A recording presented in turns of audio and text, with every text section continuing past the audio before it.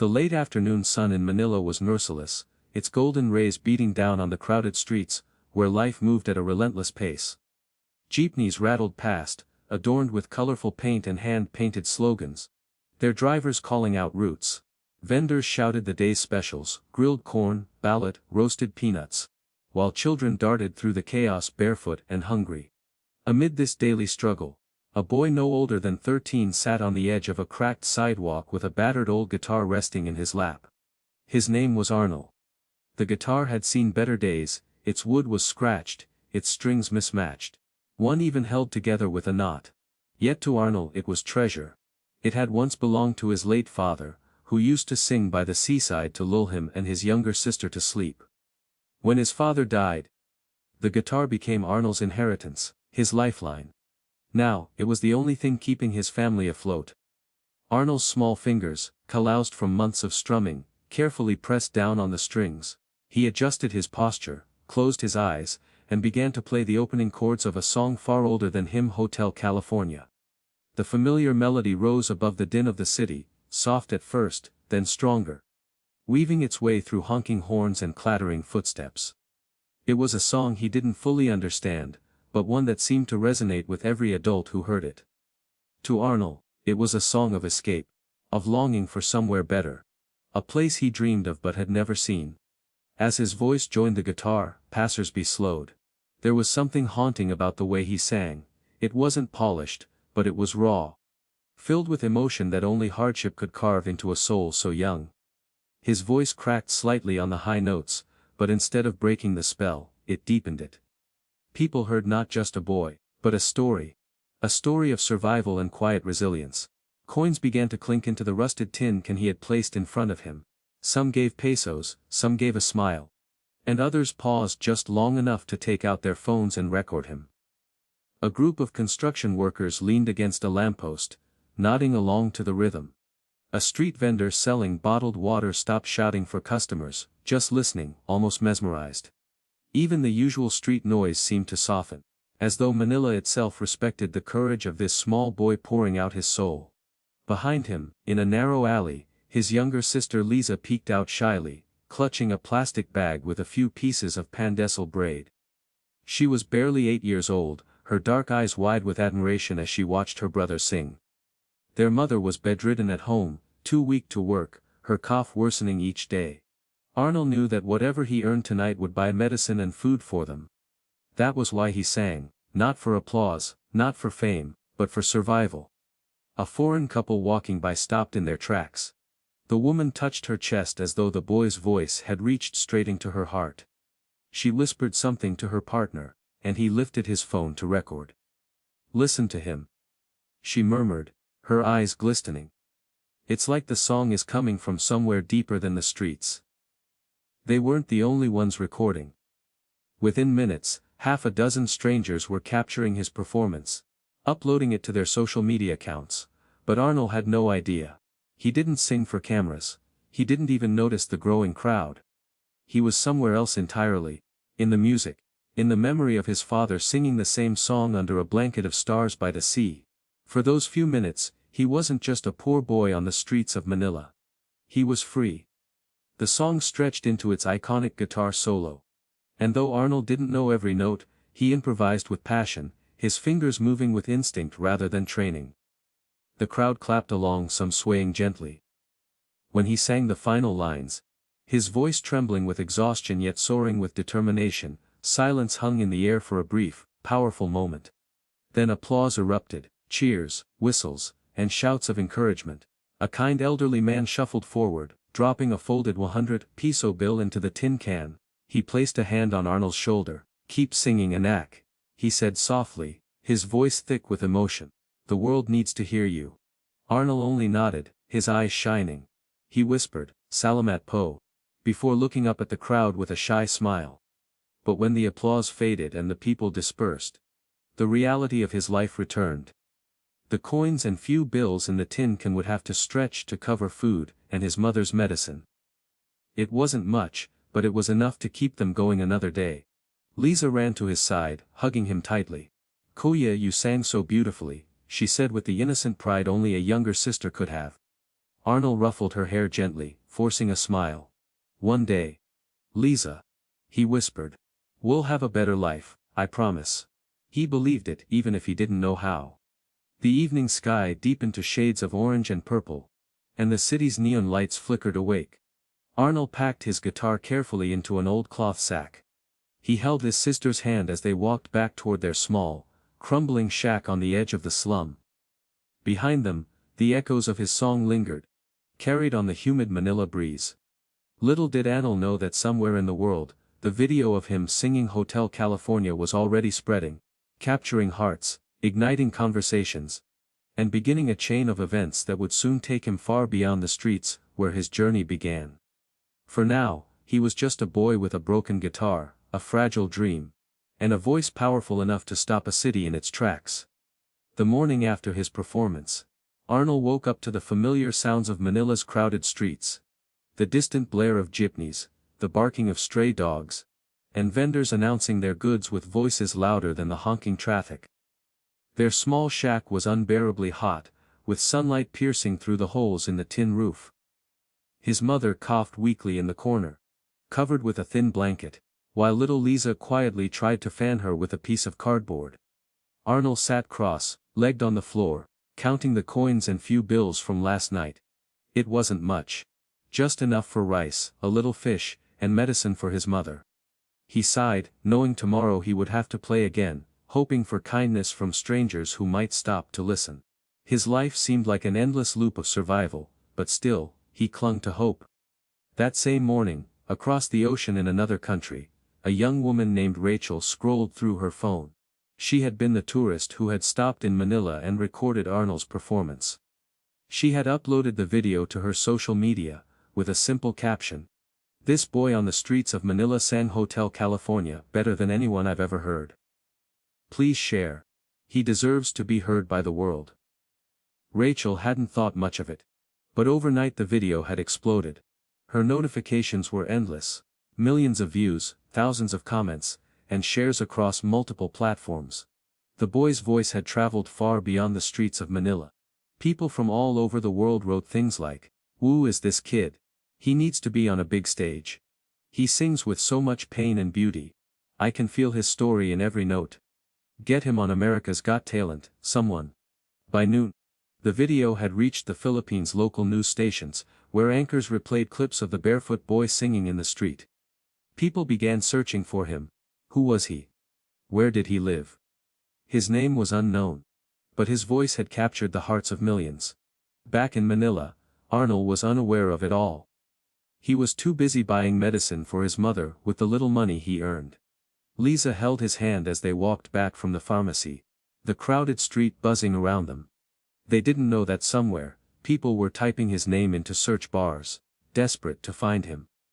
That evening, when Arnold went back to his usual spot near the busy intersection, he noticed something different. There was already a crowd waiting for him. Children, workers, even strangers who had never stopped before, they stood there with anticipation in their eyes. "Koya, sing the one from last night!" Someone shouted. Arnold blinked in surprise. He hadn't realized anyone remembered him. Slowly, he sat down, unwrapped his guitar, and began to strum again. When his voice rose, the crowd erupted in cheers. This time, people weren't just passing by. They had come to listen. Some had even brought small gifts, snacks, bottled water, and coins that filled his tin can faster than ever before. "Sing again, Anak," an old woman urged after he finished, her eyes misty. "You're special." Arnold didn't understand what was happening. Why suddenly did everyone care about his singing? He only knew it felt different. Like the world was listening more closely than ever before. He glanced at Lisa, who was clapping happily, her face glowing with pride. That same night, Rachel received an email from a talent scout connected to America's Got Talent. They had seen her video, and they wanted to know if she could help find the boy in the video. Her heart raced as she typed back, "Yes, I met him in Manila. His name is Arnold. I can help." Days later, a local reporter appeared on the street where Arnold usually performed. Microphone in hand, he asked, "Are you the boy who sang Hotel California?" Arnold looked nervous, clutching his guitar. "Yes. Po," he answered softly. The reporter smiled. "The whole world has seen your video. Millions of people are talking about you. How do you feel? Arnold's eyes widened. The world. He couldn't imagine such a thing. He thought about his small shack, his sick mother, and the endless days of struggle. How could the world possibly know about him? Later that week, a letter arrived, an official invitation to audition for America's Got Talent. At first, Arnold didn't believe it. Me. But I'm just a street singer. He whispered, staring at the envelope. Lisa squealed with joy, jumping up and down. Their mother, though weak, placed her trembling hands on his and said, "Anak, maybe this is the chance your father dreamed of for you." Arnold's heart pounded. He thought of his father's voice, the nights by the sea, the promise he once whispered to his little sister.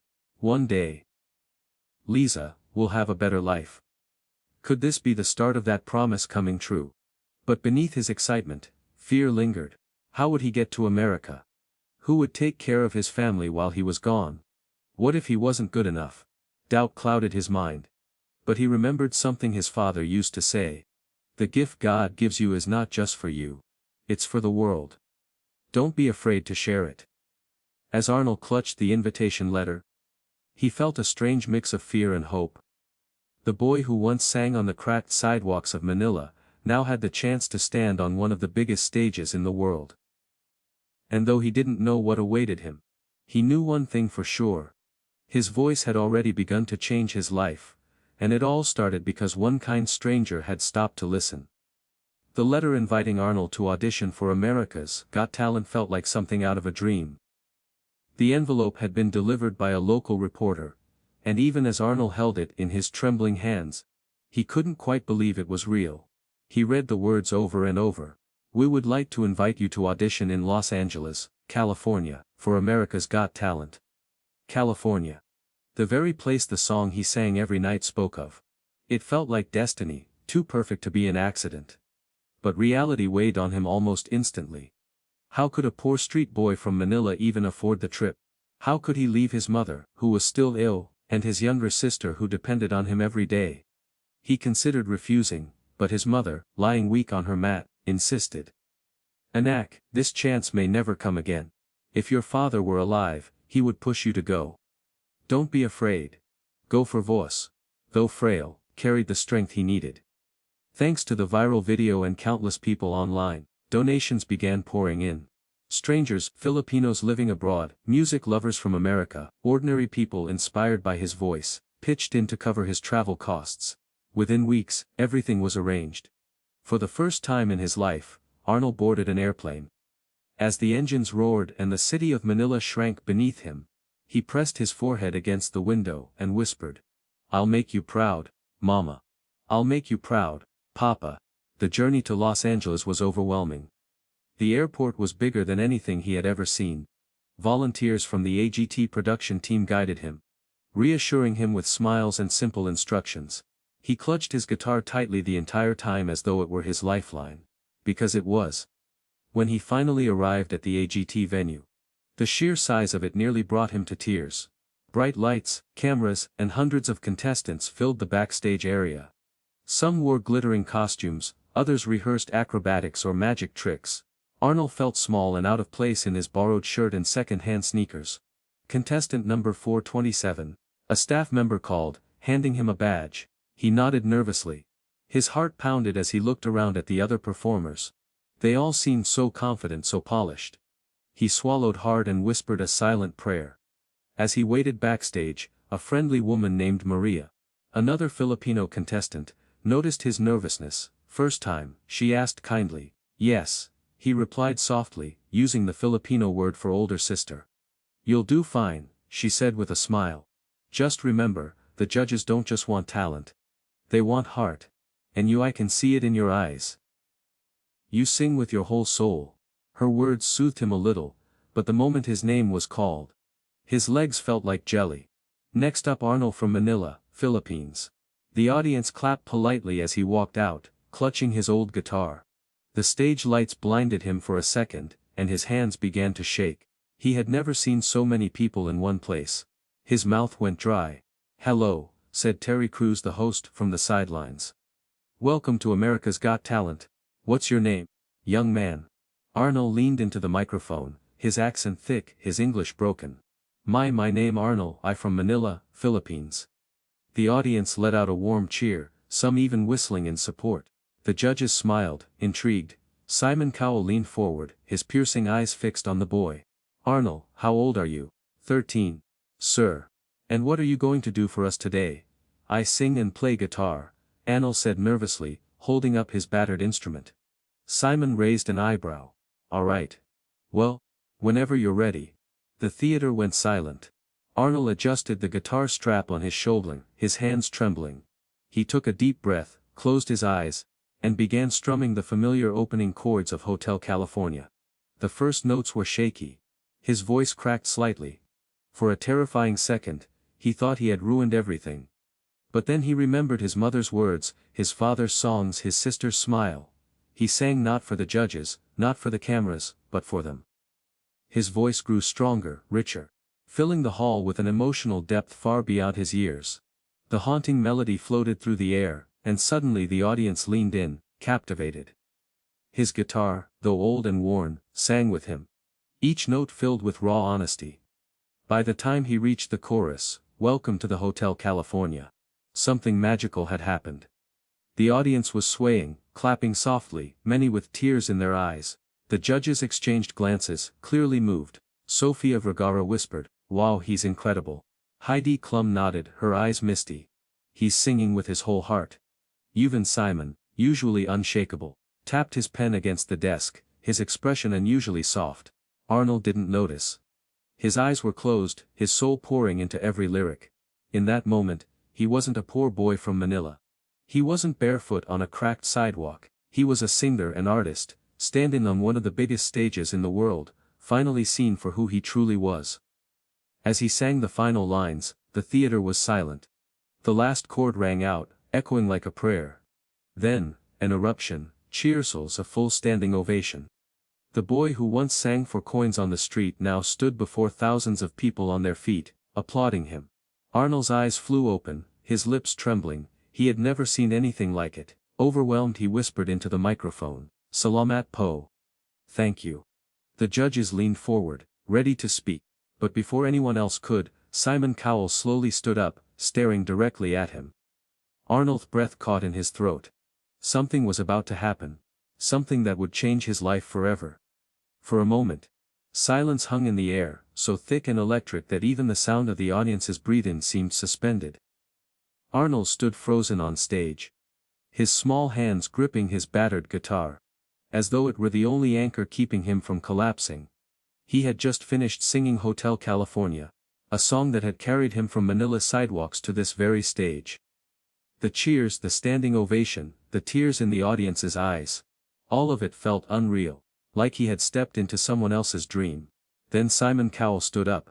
The audience gasped. Everyone knew Simon, the toughest critic, the judge who rarely smiled, the man whose approval was worth more than 1,000 compliments. Simon walked slowly to the front of the judge's desk, his eyes never leaving Arnold.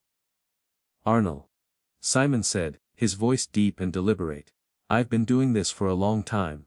I've seen countless singers walk onto this stage. But," he paused, searching for the words.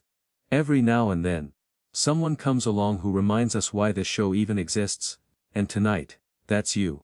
Arnold's chest tightened. He blinked rapidly, trying to hold back tears. He wanted to say something. But his voice was trapped in his throat. The crowd roared in agreement, clapping and shouting Arnold's name. Some even held up their phones, capturing every second of the moment. Simon leaned down, resting his hands on the golden buzzer button, his expression softened, an almost fatherly look in his eyes. "Arnold," he said, "this song, your voice, you didn't just sing it. You lived it. You made us feel every note, every word. You sang with the kind of soul that money can't buy and training can't teach. That's the mark of true greatness." Arnold's knees shook. He tightened his grip on the microphone, his lips parting in disbelief. Was this really happening? And then, bam, Simon slammed his hand on the golden buzzer. In an instant, the theater erupted. The audience leapt to their feet, screaming and cheering louder than ever. Golden confetti shot into the air, cascading down in shimmering streams that rained over Arnold like a shower of blessings. The boy stared up in awe as pieces of glitter landed on his hair, his shoulders, even his beloved guitar. He had seen the golden buzzer before, on videos back home, but he never imagined it would be for him. Tears burst from his eyes. He dropped to his knees, covering his face from his hands. For a boy who had spent years singing on cracked sidewalks for spare change, this was more than a dream come true. It was a miracle. Terry Crews rushed out onto the stage, wrapping Arnold in a huge embrace. "You did it, buddy, you did it," he shouted, his booming voice full of joy. Arnold sobbed into his shoulder, his small body trembling. Through the tears, he whispered, "For my mama, for my papa, for Lisa." On the judges' panel, Sofia Vergara dabbed her eyes with a tissue. "He's just a little boy, but he sings like an old soul. I felt every word." Heidi Klum nodded vigorously. "It's not just his voice, it's a starry his heart. He's a star already." Howie Mandel clapped his hands together, shaking his head in amazement. "This is why we're here. To give kids like Arnold a chance to be seen and heard. He deserves this more than anyone." But it was Simon's face that held the most weight. For once, his usually stern expression was replaced with something different, pride. Almost as if he wasn't just a judge but a mentor, or even a father figure, in that moment. He leaned toward the microphone again. "Arnold," Simon said, his voice softer now, "I hope you realize what this means. You're going straight to the live shows, but more than that, you've already won something far greater. You've won the world's heart." The audience erupted once more, chanting his name now. "Arnold!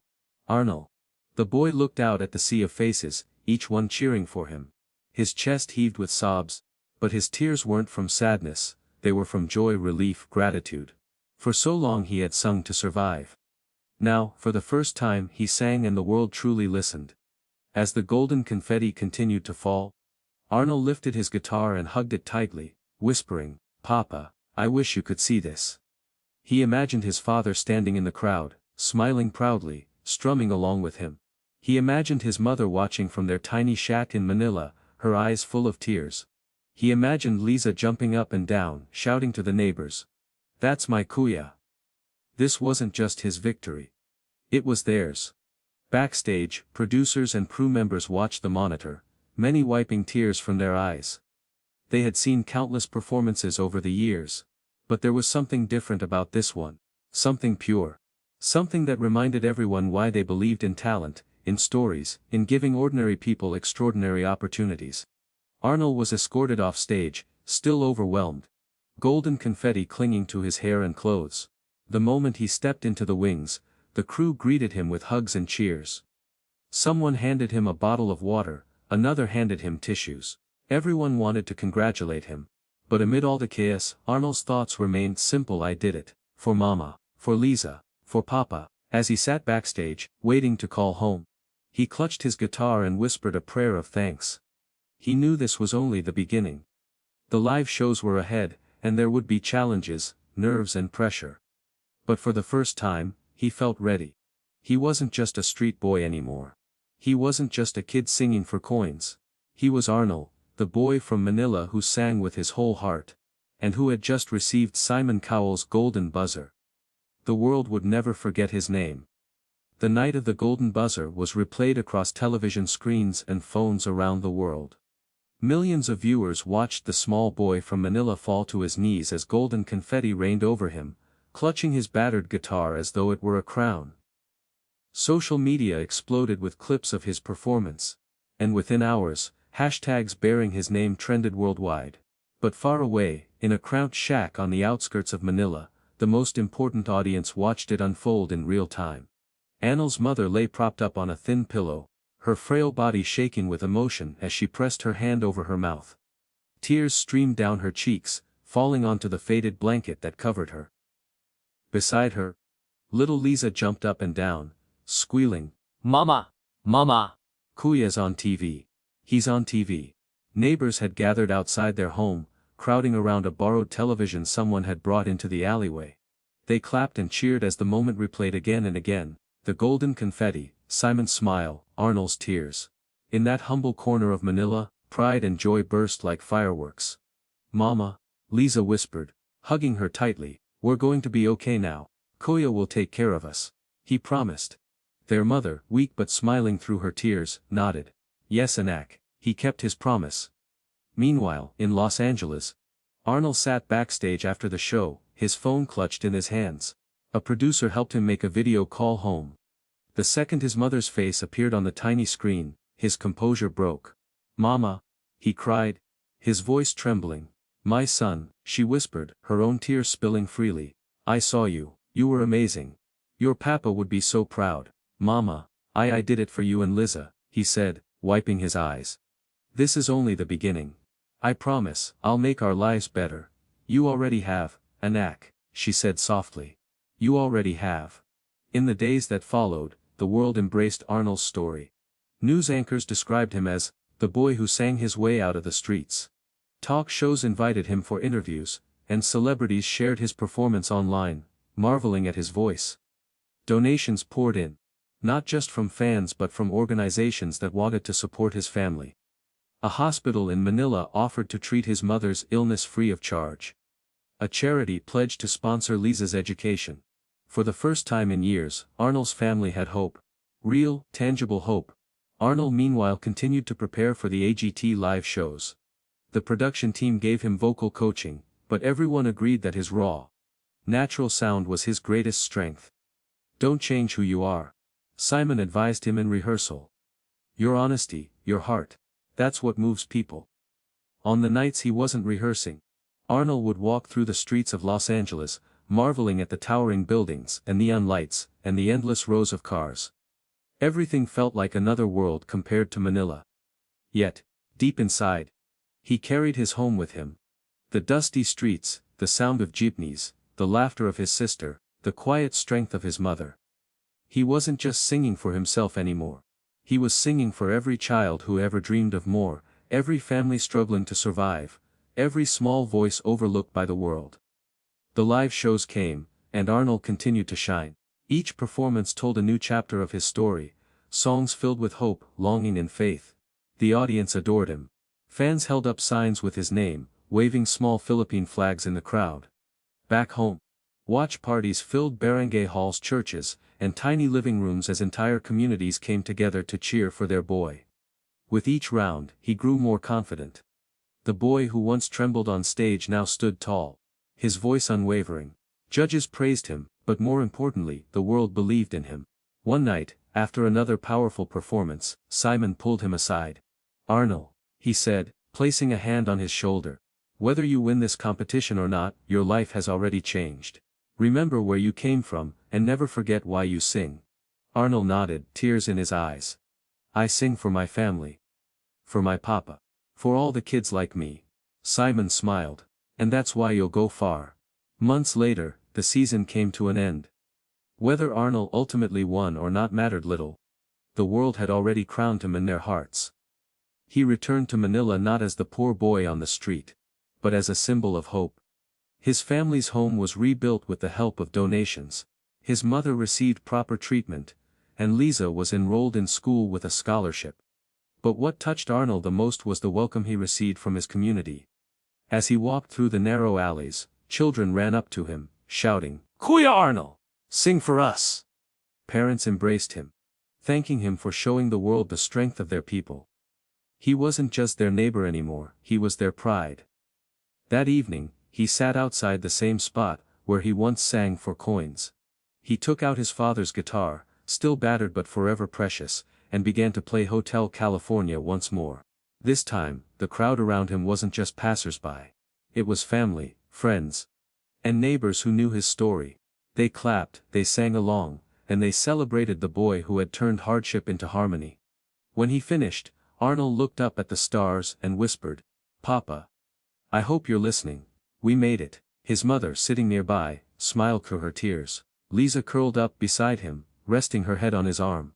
Kuya, she whispered. You're a star now. Arnold shook his head gently. No, Liza, I'm just your Kuya. That's all I ever want to be. But as he strummed one last chord, the sound floated through the night like a promise. One that would live on not just in his family, but in the millions of hearts his voice had touched.